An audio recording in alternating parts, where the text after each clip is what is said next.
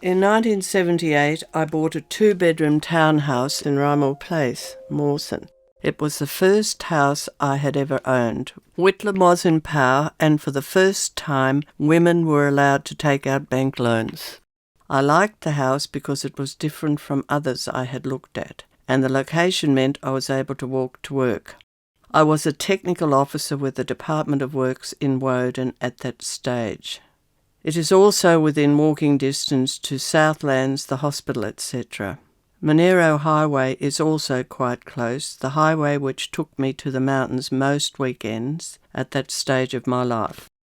Before buying this townhouse, I had a builder come to check the insulation. He said it was grey rockwool. The house was only 6 years old. Apparently the previous owners had put the insulation in, and I paid $34,000 for the property.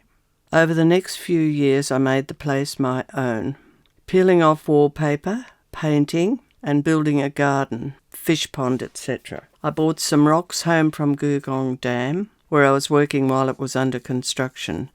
These rocks had fallen near the site office during blasting.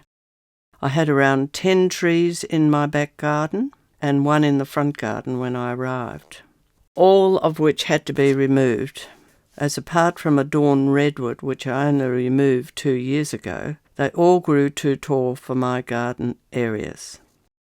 I had not noticed any signs of asbestos, apart from some glittering dust, which I sometimes noticed falling when I opened the bedroom cupboard doors. I decided it was dust.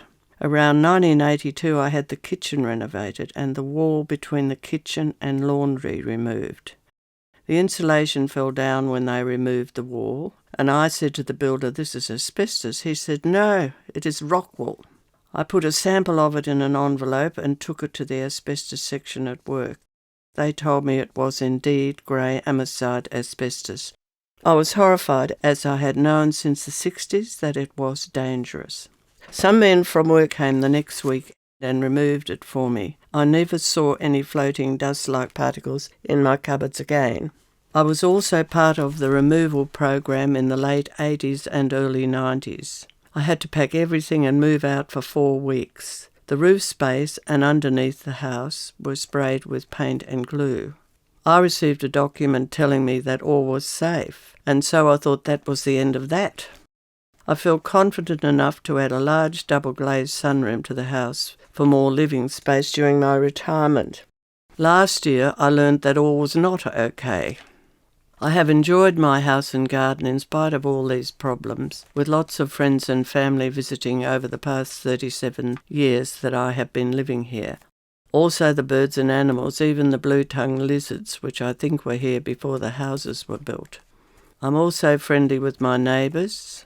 I am still able to walk, ski, go to gym and volunteer at Pegasus, etc. But at 85, I can't be sure that all this will last. I never expected to face this problem at this stage of my life. I've had scans and so far I have not got any sign of asbestosis.